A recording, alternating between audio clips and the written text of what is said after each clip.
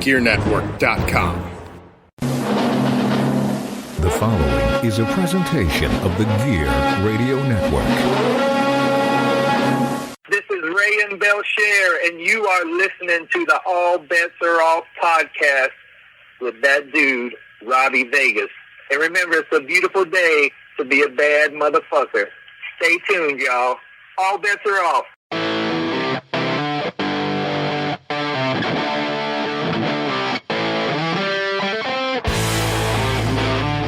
What's up, Rock Soldiers? Welcome back to another episode of the All Bets Are Off podcast. Super stoked to be here today. My guest is Bobby Blaze. You may remember him from WCW. He was also working with WWF in the early 90s and, of course, had a great run with Smoky Mountain Wrestling. And we have him on the line today, and it's going to be a great interview. He's a lot of fun. He's got a lot of knowledge. And author of a few books. So I think you guys will learn a lot about the wrestling business and about his career. And I'm really excited to bring you that. Before I get into it, though, I do have to say I need you to check out our sponsor at unchainedmuscle.uk. This is a great company, donates to mental health charity if you purchase from that section, and you're going to get all kinds of clothes, leggings, gym bags, hats, shaker bottles, shorts, t-shirts, tank tops, whatever you may need. Check them out. Make sure you support our Vegas 20 at checkout, saves you 20%. I do want to remind you all to also check out Insane Labs. At checkout, our Vegas 30 will save you 50%. And of course, Insane Labs, although they also have apparel, they do supply me with all the best supplements I've ever used as far as pre-workouts, test boosters, creatine, proteins, BCAAs, whatever you might need. So check them out. See what you think. I know a lot of the boys in the locker room are using it these days. They get it from me as well. So save yourself 50% on your supplements, and you have no reason not to try it. And if you don't like it, just don't buy from me again. But at least, hey, give it a shot. And the link to both of those are in the description of the show. One more thing before we get into the interview. The Nickel City Con is coming up in Buffalo, New York at the Buffalo Convention Center. And as I had mentioned in a previous episode, one of the guests that they are bringing in is the man they call Sting, WWE Hall of Famer, WCW legend. I'd also like you to know that they're also bringing Anthony Michael Hall, who you may know from Edward Scissorhands, The Breakfast Club, Weird Science. So come on down, check that out. I'm going to be giving you more guests as it gets closer. And know that the All Bets Are Off podcast is going to be there. We're going to do some podcasting while we're there live. So if you come up, say hi, let us know that you listen to the show and that you're also at the con. And for anybody looking to travel in from out of town for the con, there's also the Horror Fest in the basement, so we'll be bringing you guests from that as well. And I'm really excited about that portion. So without further ado, let's get Bobby Blaze on the line. All right, Bobby, so the first thing I want to do is just thank you for being here. I truly appreciate you doing the podcast today. Hey, man, thanks for having me on here, Robbie B. I appreciate it, brother. Anytime. So I kind of just want to jump right into things with you when you first broke into the wrestling business. If I have this right, you first started in wrestling by being trained by the Malenkos. Is that true? Yes, that's true. I broke in a little bit earlier than that, just thinking I knew about professional wrestling, but I didn't know anything. Just a bunch of hillbillies in Kentucky, kind of thing. But I went to Tampa, Florida, and the Malenkos, Professor Boris Malenko, took me under his wing. Of course, he's the father of Dean Malenko and Joe Malenko. Many remember Dean, of course, and Dean took over my training after about 4 months. But the Malenkos pretty much broke me in the right way, smartened me up real quick, way back in 1988. Oh, wow. Okay, so how did you actually end up meeting them? At the time, there wasn't all this internet and technology around like it is now, but there used to be wrestling magazines, and people would run ads in the back of wrestling magazines, promoters would, wrestling schools and such like that, and then, of course, there was fan pages, and I was working out really hard at the time, bodybuilding, lifting weights, thinking I knew, I'm going to be big, I'm going to be a professional wrestler, and I wrote several of those, answered several of those ads, be a pro wrestler and this and that, out of one of the magazines, and a gentleman from Minnesota named Marvin Joel, he wrote me back and said, man, you ought to really try this school in Tampa, Florida. I see you're located in Kentucky, blah, blah, wrote me a really nice personal letter. So, long story short, through Marvin Joel, I wrote to the Malenko School because they weren't listed as a school, and there was a lady named Phyllis Lee who did all the paperwork and handling and managing of the Malenko School, and I wrote them, and they wrote me a nice letter back, and next thing I know, it took a few months. I saved some money, had everything I owned in a little Chevette, loaded it down and moved to Florida, and when I first moved to Florida, I moved to Orlando, which I knew was about 90 miles from Tampa because I really didn't know anyone in Tampa at the time. But again, quicking the story up, within about 3 months, I was going down every other weekend just training at the Malenkos, leaving on Friday and working out on Saturdays and Sunday mornings, and then I'd come back to Orlando and work a job, and then after about 3 months, a room opened up at the Malenkos where they had a facility at, and I pretty much moved down there full time and just started training they had training every Saturday, every Sunday, and every Tuesday and Wednesday, and I went every time the doors were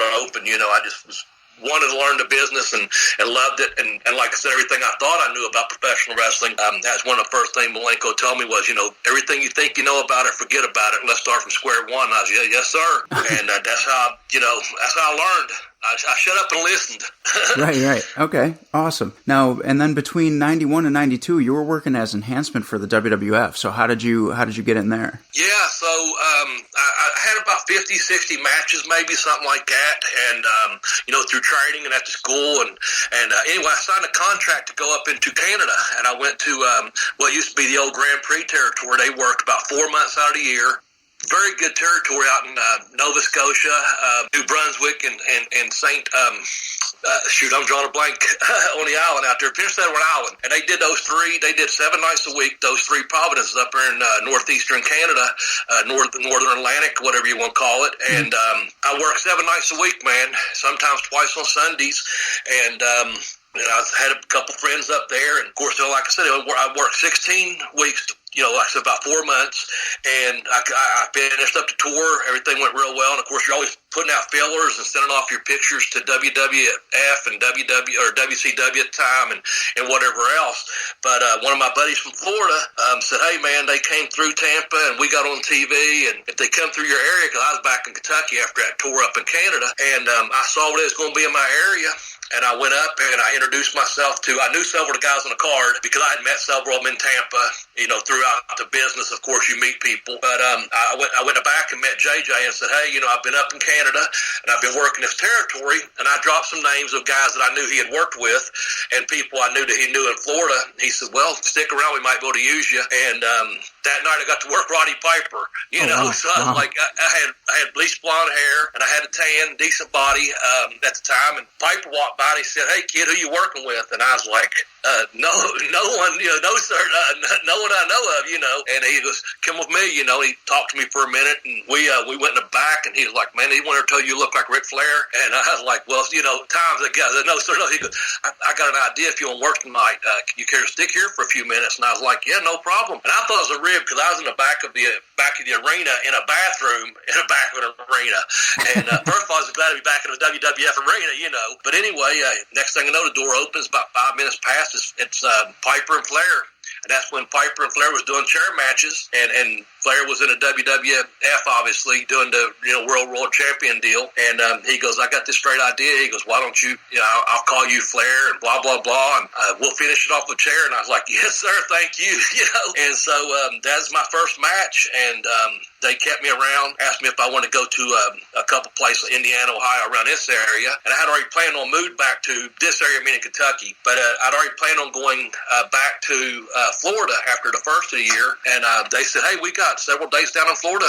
If you're going to be in the area, here's some more dates."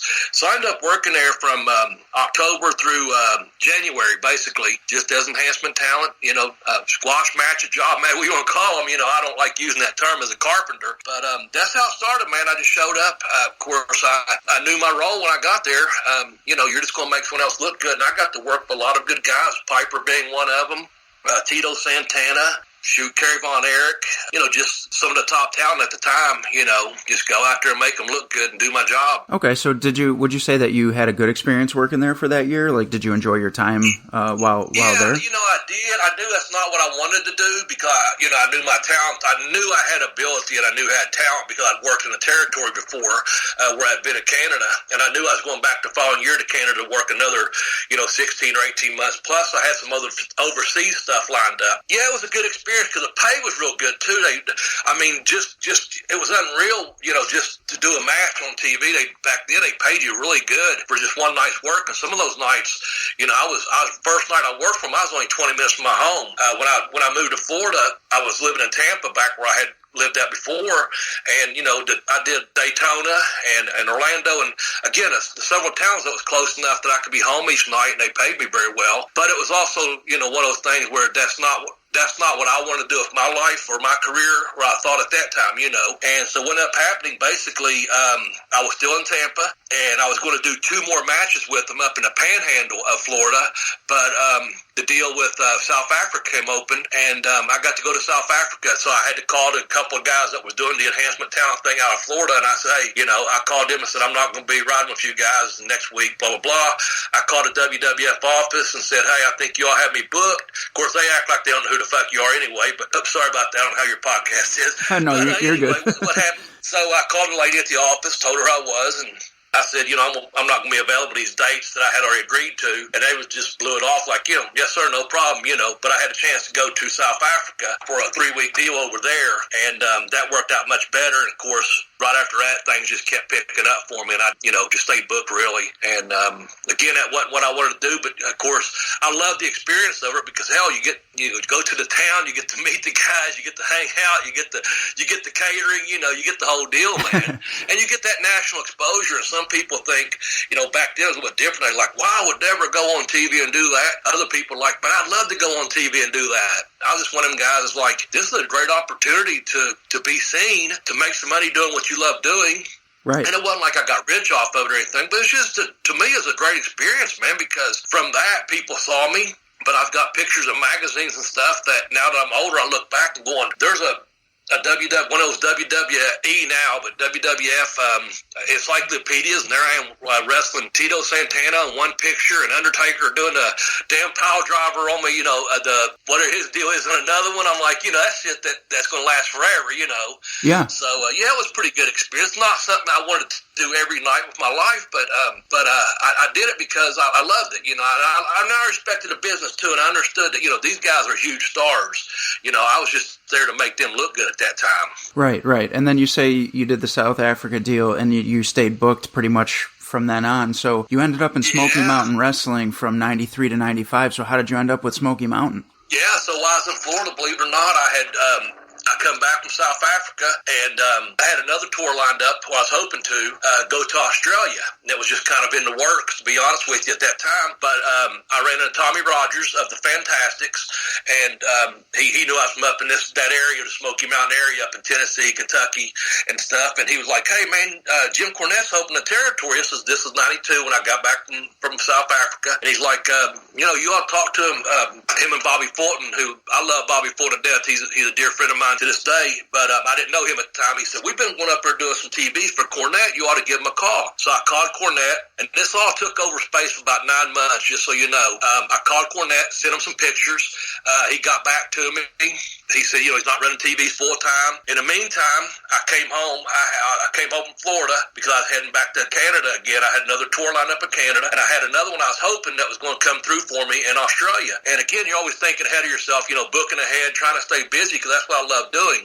And so long story short, Cornette was in a town about an hour from my house, where Smoky Mountain Wrestling was, and I went and met him in person. And I, told him who I was. Of course, we sat down. I gave him some more pictures and video. And he said, Bobby, he said, man, if we're in this area, I'd love to use you. He said, we're getting ready to go full time. We're just not yet. And so I said, well, I'm heading to Canada. I was going to do like another 16 weeks, another 18 weeks or whatever. And I was like, so can we just stay in touch? And he's like, yeah, for sure, And it was a really very professional meeting prior to a show. And he goes, stick around, watch the show, see where you think you'd fit in on our program at, if this is something that works out in the future. So in the meantime, I already spoke to several of the guys that I knew, like Robert Gibson, Ricky Morton, Scotty Armstrong, Primetime Brian Lee. So, I watched the show and I thought, holy, I could fit in here real easy if I'm given a chance. So what happened was I went and done the Canadian tour, left there when it got finished. Stayed home about a month and went to the Australian tour, and that was early '93, and I wasn't even home a week. And Bobby Fulton called me and said, hey, I got a spot if you want to do a couple shows for me. He said, Tommy Rogers, Dean Malenkos spoke real highly of you. Man, well, I was jet lagged and this and that, but I loved wrestling, so I was like, tell me the towns and I'll be there. And I went and done a couple shows for Bobby Fulton, and he knew I was talking to Cornette, and Cornette called me like the following week. He said, Bobby, would you like to have a tryout? And I was like, are you fucking kidding me? Hell yeah, I would. I've been trying to get here 9 months, So I went to West Virginia, way up in West Virginia there, and had a tryout match with Brian Lee. It was opening match. But I had been working so much. I'd been, like I said, I'd been in Canada, worked every night there. I'd been off for about a month, just give or take, a few days here or there. Then I went to Australia for, 30 days or whatever, worked the tour over there. And, so I got a ring with Brian. It was easy, just like, he told me, basically Cornette said, this is prime time Brian Lee. He was our first champion. You have a problem putting him over. I'm looked up. I go, Jimmy, he's 6'7", 6'8", 300 fucking pounds. I don't have any problem putting him over whatsoever, And so I looked at Brian. I said, what do you want to do? He said, it's your tryout. You call the match. We got out there. I called the match. Brian Hildebrand, Mark Curtis was a referee, and within a few moves, we're locked up doing this, doing that. And he was like, "Man, I dare Cornette to hire you, brother." And I was like, "Put in a good word for me, So by the end of the night, they both put a good word for me. Of course, Corny watched the match.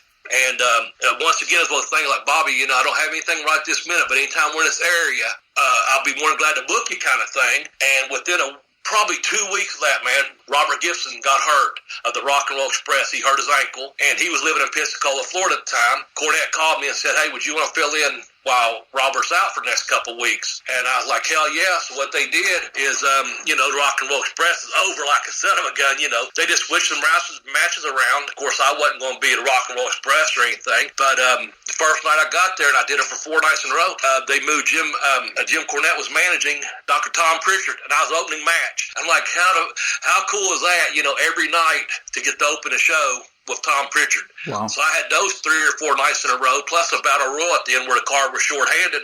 And within 2 weeks after that, of course, Robert's going to come back. He just had twisted his ankle. Luckily, it wasn't anything major. But Cornette was like, man, and I was using black trunks, black boots. And he goes, and I had some other stuff with flames and stuff on it, but I didn't know if he wanted me to use it or not. And he goes, you got any other gear? Something, not so dull. I was like, yeah, I got some Blaze stuff, man. And he goes, bring it to the next show, kid. And and I stayed booked there for like 3 years, man, off of that. It's just one thing led to another, just being consistent, working hard, being in shape, doing what's asked of you, working the programs that they had. Cornette put me with Dirty White Boy, then with Candido, and just, the junior heavyweight strap all the way through the TV title, all the way through the heavyweight title, man. But it was there because hard work, communication, and doing what you're told and doing what you're asked, That's kind of the whole story right there on how I got there. I just was patient, first of all, for 9 months. It took forever, it seemed like. But I was doing other stuff. I wasn't just down to, goofing off. I was out trying to get other tours and working for other companies. The only thing I did during that time is I didn't do any more TV. I knew I had to stay off TV because if they can't see me get beat on TV, no one would hire me, whether it be WCW or WWF. You're just going to be enhancement talent at that point. So I was like, I want a job or a career, in this. And same thing with Canada. If I went back up there and I kept getting beat, they're not going to believe in me when I go to the local arenas up there, and I'm booked, 7 nights a week. So I got to stay strong. So I knew not to go back on TV unless I was getting a push, Right. And then you mentioned that they pushed you all the way to the heavyweight title, and you defeated Jerry the King Lawler for that heavyweight title, didn't you? Yes, sir, I did. Of course, that's the way it's penciled in. I don't know if I beat anyone. No, I put that in my book, man. Yes. That's what happened. Cornette has that saying, if you don't go away, how can I miss you, kind of thing. So I had been off their TV for a while. I'd worked some local shows within a couple hours of my home that they done because I'm in that area, but that weren't TV televised. And so he called me one day, and I was actually getting ready to go to Tennessee, but I was, and of course, I don't know, your listeners, just so you know out there, people, I'm in a tri-state area where Kentucky and West Virginia, Ohio connect, but on the lower side, Virginia and Tennessee connect. I'm over on that side of eastern Kentucky. So I was up in West Virginia doing radio promos all day, happened to stop by my house. Again, this was before cell phones, or at least I didn't have one. I think a couple of people did, but I certainly didn't. And I got a call to Cornell on a Friday afternoon, and I just happened to stop by the house. And he goes, Bobby, it's Jimmy, blah, blah. We talked, we caught up. He was on the way to a Smoky Mountain town. He said, what are you doing? I said, I'm actually promoting a show in West Virginia and Kentucky. And I said, I'm getting ready to head to a show in Tennessee. And it was a different part than where he was going to be in. But like, okay, he goes, listen, I got this plan for you. What do you think about this? And I was like, man, that sounds great. You know, I like fell back in my bed like, are you fucking ribbing me or what? He goes, let me call you Monday and get back to you. But I just want to make sure you was interested. And I was like, fuck. I was like high all weekend from just that call. You know, I was like, oh my gosh, I can't wait to talk on Monday. And so when he called back on Monday, he said, you know, I spoke to Jerry, laid it out. He said, I've got an idea. Once you stay off TV, and he goes, we'll bring you back. And he gave me a date. He said, keep doing what you're doing, keep your bookings or whatever. And when this day here, I need you in Knoxville at the Civic Coliseum. And I was, yes, sir, I'll be there, you know. And it was business only. You know, they proceeded to do their TV with White Boy and Nature Boy Buddy Landell and Lawler having the title. And next thing you know, on Sunday Bloody Sunday, with all the smalls and mix-ups on the TV and this and that, at the house show, well, the big show at Knoxville, the big blow-off, Sunday Bloody Sunday, they had all their stuff going together, and Lawler's still the champion, and Bullet Bomb Armstrong coming in the back, he goes out and says, I'm getting the first wrestler in the back that I find, and that's who you have to wrestle, Lawler. And he told Landell, you can't have a title shot without Lawler winning a match. Of course, I upset Lawler and won the match, which meant I was heavyweight champion. So that means Buddy has to, now he's got his title shot. And when Buddy comes in, lo and behold, I beat Buddy. You know, and that started my run with him, with the heavyweight strap. It all just, you know, it was very good booking. Booked out very good. Yeah. Okay, cool. Excellent. So now when you leave there from 95 to 97, you were doing like indies, but you were also touring with Michinoku Pro Wrestling in Japan. So, man, you've done your homework. Yeah. Damn. Yeah. So, well, I guess my question to that is, was it a tough transition? Was it a different style over there, or were you able to just kind of be you, but just bring it to Japan? I was me, and I was more aggressive. I was me like I was in training. You know, the work was easy, except for I was told before I went over there to stiffen up a little bit and basically work like I was trained at Malenkos. That's pretty much what I was told by Willie Wilkinson Jr. And, you know, of course, I worked with Sasuke and Grand Hamada. My first night, I worked with a young boy, and Hamada, you know, these guys are legendary over there. And, of course, I wasn't going to work with Jinsei or one of the top guys the first night. They want to see what you got. And they put me up a young boy, and they said, you know, whatever you do, lay it in there and look good. You know, don't be weak. And, man, I went in there and just pretty much ate the boy up because everything he did, I was already countering. I didn't hurt him. Don't get me wrong. There's no wasn't a shoot, nothing like that. I didn't hurt him. But I was, you know, I worked hard. We worked snug with each other. We kicked each other hard. You know, when I held him down, I held him down, you know. But I gave him a face to get out of, you know, like escapes and stuff, just working. Yeah. And went over strong, and it got over. And after that night, it's like, you know, the first time I was there like 3 weeks, so had like 18 more days of that, and then by probably day 4 or 5, because they kept putting me over with young boys, then like, you know, I worked with Hamada and Sasuke and Jinsei, you know, he does American style, so he come right up to me. He's like my size, and that's, you know, he was on WWF TV for a couple years there, Hakushi, you know, and he was like, Bobby, me and you same size, you know, I'm trying not speaking Japanese or anything like that, but he like, we're same size. He said, me, easy. I do American style. You know, he let me know right up front, like, you know, you don't have to be that way with me because you kind of proved your point. And so I worked with Jinsei, and I'd be over on those young boys, and then Jinsei, of course, he had put a finisher on me. And after 2 or 3 days of taking the finisher, it was a power bomb. I would kick out of it, but then he would reverse that into like a camel clutch type thing. Or I would wrestle Sasuke, and Sasuke was great to work with, man. He was just, fantastic. You just had to touch him. He'd be selling his ass off. So once I kind of established, you know, okay, I can work. Wasn't there to hurt anyone, or I wasn't there to get hurt, but, you know, if this is what they asked me to do, you know, be snug with the young boys, but not hurt them, then they realize that, you know, they're professionals, you know. I'm not going to hurt them either, but also, you know, he can work. And so that's how I got like 5 more tours out of him, man. I went and I worked my ass off, and I done what they asked me once again, you know. I remember working with Sasuke in a tag team match, and It was me and another Ishibon kid or someone, another Japanese boy, and we was in a tag team match, and it was Sasuke and Ricky Fuji, who done a Rock and Roll Express type thing. And I shot Ricky Fuji, and I gave him a kick in the stomach, and he bent over for me. And I hit the ropes, and I come off the ropes, and I kicked him right in the side of the head. Well, I used to have a really good kick. When I kicked him, it was just perfect, man. But it was light as can be. And Sasuke, Dre Sasuke, the great guy, but in perfectly spoken fucking English, I hear him at the ring apron. He goes, "God damn, Bobby, you stiff."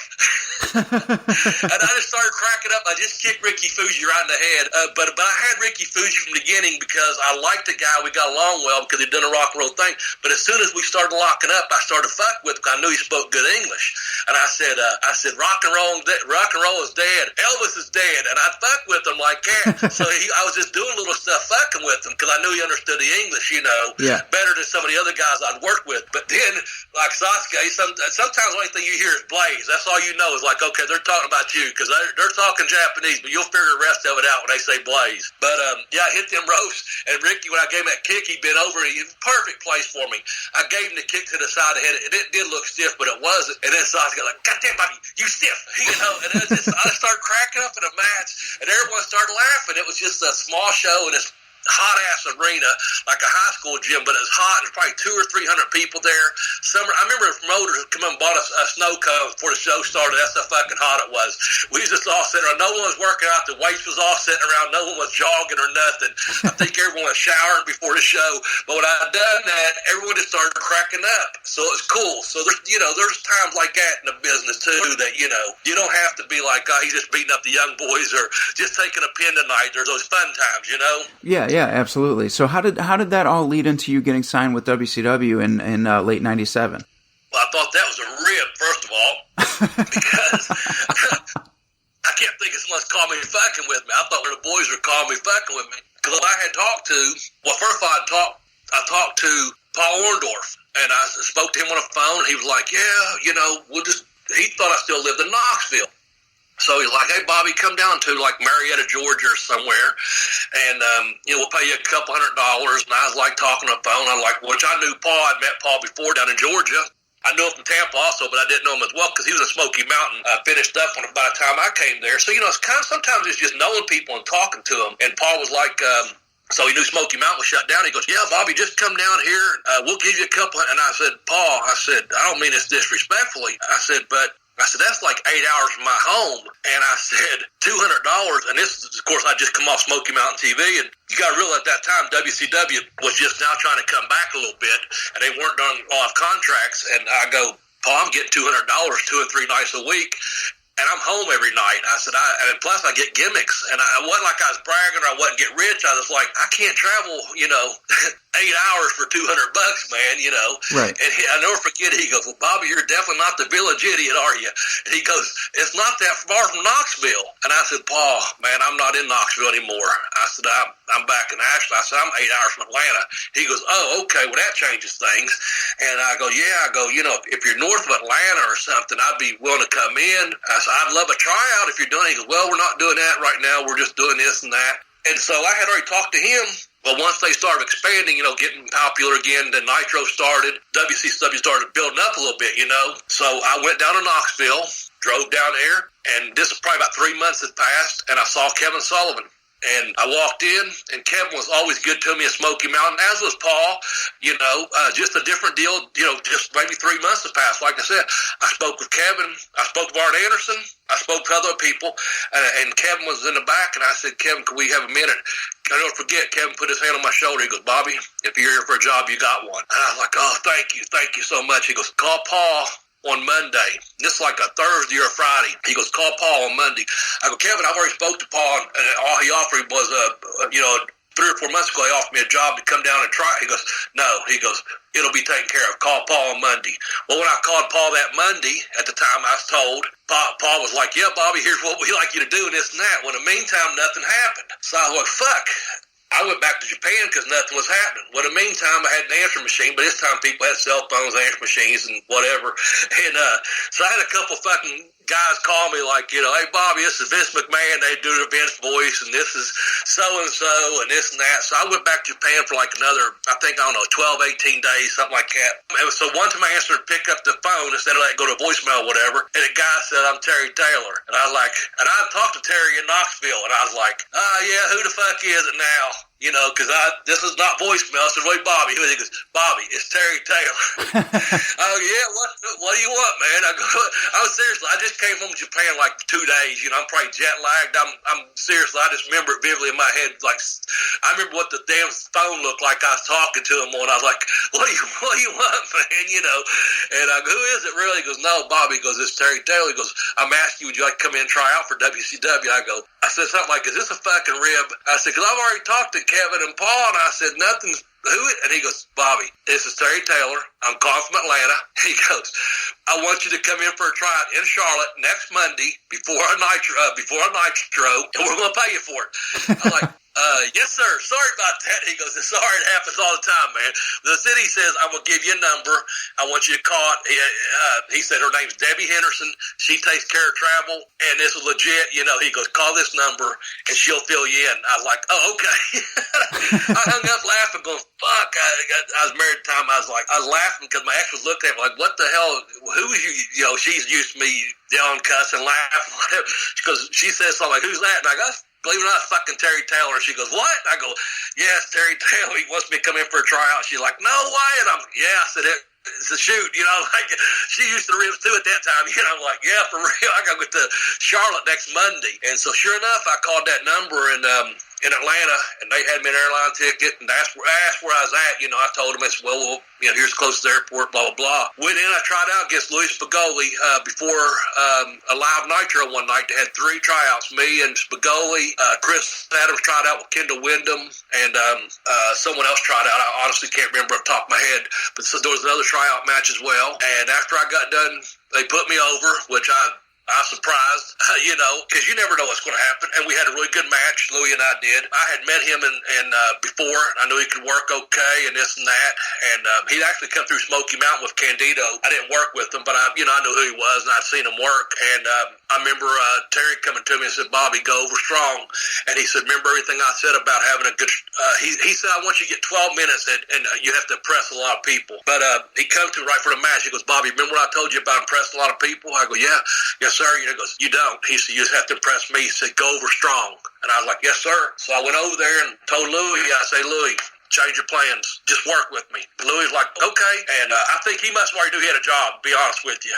And I got in the match and just called it and went over as a dark match. It was good and even. I didn't eat him up, nothing like that. I just had a good match with him. Went over. I kicked out his finish, which was that Death Valley driver or whatever. I put him in my finish, the Northern Light suplex, and went over, thanked him, coming back, and Terry's like, welcome to the team, kid, And next thing I know, I got a letter in the mail. I flew home, of course, and then, I don't know, a day or two later, I got a FedEx thing saying, here's a contract, have your lawyers looking over, blah, blah, blah, blah, blah, blah, blah. Like, all I need to know is how much I'm being paid. I remember what he told me in person, and I went, and the first person I sought out was Dean Malenkos. And I said, Dean, you got a minute? Of course, I love Dean.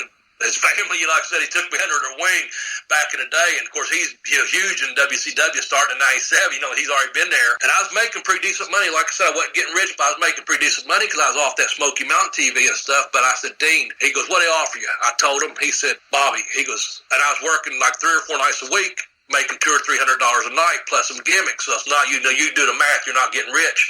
He said, Bobby, what they offer you? I told him. He goes, how many nights? And I told him. He said, you do the math. He said, what would Dad tell you? And I looked at him. Of course, Malenkos had already passed away. And I looked at him like, well, if you add up all these days and you put that figure with it, yeah, that's a pretty fucking good contract. And I was like, yeah, Dean, thanks. And I went back and I found Terry as soon as I could. And I was like, hey, Terry, come here. I accept it. He goes, I know. He goes, just expect something to mail soon. And within, like I said, within a day or two, I had the FedEx thing. Probably 2 days later, had the actual legitimate contract for X amount per night and commitment. And then, I worked I agreed to 65 to 70 nights per year, but anything above that was like $1,000 a night. And I was like, fuck, give me 3 or 4 nights extra per year. That's an extra $1,000 every night, So that's how it happened, really. I went to Dean and asked him, and he said, well, how much you making now? And I was like, yeah, $200 or $300 a night, 2 or 3 times a week is, $400 or $600, not a lot, put their money in front of it. And so that's how it happened. Okay. And got to stay there until he pretty much was shutting down. We had 150 guys on contract at one point, and then I remember they was making cuts. I went to a TV, they was down 75 guys. Was hearing rumors and this and that. I went back to another taping, talked to Jimmy Hart, Arn Anderson, guys that were there that I talked to all the time, Terry, Kevin. They was like, man, we got 60 people left. I looked around, seriously, we had 60 fucking people, and then I went to another taping, 50 people, and I was like, holy shit, I couldn't even believe I was still there, to be honest with you. And then I got tickets in the mail on a Monday or Tuesday to fly out, and so I had some airline tickets that FedEx had dropped off, but then I got a call later at night, and they was like, hey, it's J.J. Dillon. He was like, hey, Bobby, it's J.J. I got some bad news for you. And he goes, we're down to the last 12 people, and he said, we're going to have to let you go. I was surprised I lasted that long. So they was down to 42 fucking people, 60 to 42, and I was still in that group, and I was like, I don't even know how I'm still here, And I was like, okay. I said, I'll mail these tickets. He goes, no, we need you at TV. I go, no, you don't. I go, you really don't. And we talked. I wasn't an asshole about it. I said, I'll just mail them back. And I knew I had some checks coming, and I had some royalties from a video game I was in and this and that. I just said, JJ, it's okay, really. And he goes, well, I really wish you'd be there, but I understand. And so I hung up. Of course, you're upset because, it's a good gig, But I'll never forget one of the Armstrong brothers, I talked to him, 2 or 3 weeks later. And they was like, man, be glad you didn't show up at that show. They'd have made you work 3 times. They said, no one showed up. It was way out Louisiana somewhere. And I knew I had tickets to New Orleans, but I knew once I got there, it was a 3 or 4 day loop. So I was like, hell, they already let me go. I don't want to show up for that. I wasn't trying to be an asshole about it, but I was like, I know what's going to happen. And like I said, probably about a week later, I talked to Scotty, and he's like, man, be glad you didn't show up for that loop, brother. He said, they'd have worked you 3 or 4 times a night. He said, no one showed up. And I was like, phew. But I mailed the ticket back in, what I'm saying? I wasn't trying to be an asshole or a jerk. I knew the gig was up, but on behalf of WCW, they honored that 90-day contract where, if they let you go, they still pay you. They honored their side of it, which was cool. Okay, awesome. So you leave WCW, and you were still working the indies up until about 2004, but now you're an author, and you have 2 books that I know of, Pin Me, Pay Me, Have Boots Will Travel, and I kicked out onto The Education of a Wrestler. So what brought that on? Man, I just like talking to you, Robbie, just talking these stories, man. People just would be like, and I appreciate you saying I'm an author. Well, my best friend and my brother, I'll say, man, I don't like to say I'm an author. They're like, dude, you're an author. You got 2 books. You've written 2 books, So I appreciate that. I take it as a kind compliment that you say that. What happened though originally was I'd write little stories down. I had little stories in my mind, but when I'd go out, say to a football game or to a wrestling match or just to watch a movie or something with a couple buddies, and you run into someone, and I live in a pretty small town, but it's good. It's not in the country, but it's a pretty good sized little city. But it's not, people know each other. Of course, I'd been on national TV and I'd been on regional TV and this and that, and you'd be sitting there watching a football game somewhere, like at a bar or restaurant or whatever. And someone say, hey, aren't you so and so? I'm like, yeah, okay, they know who Bobby Blaze is. And they said, man, did you ever wrestle? And they start mentioning someone, and they want to know a story about someone. And I remember and I'd already written down a couple little things. I was like, these are ideas for a book, because my friend said, man, you should write a book. Yeah. And I've always thought that, but what happened, I remember the first time I was at a bar watching a football game, like at a B-Dubs type thing, and a guy was sitting there, and he goes, man, aren't you so-and-so? I'm like, yeah. And we kept talking throughout the game. He goes, did you ever wrestle Dan Severn? And I was like, are you kidding me? I said, I wrestled him twice. And he goes, really? And I started telling him about it because he was really interested. I could tell he wasn't being an asshole or a jerk or a mark. He was sincerely interested. And like I said, I already had a few little stories written down. I remember coming home that night going, and I had 6 stories, and that was like the 6th one. I was like, you know what? This guy was sincerely interested in me wrestling Dan Severn. And so I wrote about the first time I wrestled with Dan Severn down in Charlotte, North Carolina. And next thing I know, I had 13 stories, and I got a hold of a couple people, and I was like, hey, do you remember this? Do you remember that? And I just talked to people, and that's how Pin Me, Pay Me come about. I kept having different titles in my mind. I was like, I don't know what I want to do. I'm like, you know what? I traveled. I remember his old show, have boots will travel, have gun will travel, and I was like, so yeah, I wrote that book. I wrote a couple short stories. The story about Yard Time was when I worked at a prison in between the bookings at Malenkos and the time I got to go to Canada for the first tour. And so I wrote a short story. I asked another guy that had published some books. I said, do you think it's a good little short story? Because I was looking for something to supplement my income. And he said, yeah, it's a good little short story. Let's edit it. Let's doctor it up and include it as a chapter in your second book, which was, I kicked out on 2, The Educational Wrestler. And so, I've been blessed, I guess, just in storytelling and being able to write some things down. I've kind of got I'm telling you at a bad time because I've kind of got some writer's block right now, or kind of a brain block as to what I want to do because I'm working on a third one. But, I've got 2 books out there. I've got a couple of short stories out there. I've got a little Christmas story I wrote about my best Christmas ever. It's just a little short story. It's an ebook only, like Yard Time is. But, okay. If you get Educational Wrestler, I kicked out on 2. That book it's got Yard Time included in it. The whole thing about the sequence of training at Malenkos, that's in Pin Me, Pay Me, as is the story of South Africa. I've been to England. I've been to Australia. All those stories are broken down in Pin Me, Pay Me. Excellent. And I know we don't have time to go into that in detail, but if someone buys the book, that'd be the great thing, Yeah. So, before we get off the air, just so you know, when you get off here, I know we exchanged numbers last night. Send me your address, and I will send you an autographed copy of my book for you. For having on your program. Thank you very much. I totally appreciate that. Glad to do that. Well, on that note, that about wraps it up for me, so I do want to thank you for being here. I truly appreciate it, man. Thank you very much. Yeah, hey, can I plug it real quick, though? Absolutely. So, I don't have any social media except for Twitter, okay? That's just by choice. But I'm at Bobby Blaze 744. You can get a hold of me there. If you get a chance, you can go to Amazon. Just go to Pin Me, Pay Me, or I Kicked Out on 2. You can see both books right there on Amazon. They're both available in print edition as well as ebook edition. And if you want to follow me on Twitter, it's at Bobby Blaze 744, and I love Twitter, so just hit me up there. I'd love to hear from all you people. Thank you very much. Thank you for being on. I truly appreciate it. My pleasure. Thank you. Have a great night. You too, sir. All right, Rock Soldiers, so thanks for joining us for another episode of All Bets Are Off. Again, that was an awesome interview with Bobby Blaze. Great storyteller. Looking forward to reading the book myself. Both books, actually. And I hope you guys check it out, too. Follow him on Twitter if you don't already. And, of course, just a reminder, we will be bringing you more updates about the Nickel City Comic-Con. And check the links in the description of the show. RVegas 20 for Unchained Muscle will save you 20%. And for Insane Labs, you're looking at RVegas 30 to save you 50%. We'll catch you next time on the All Bets Are Off podcast.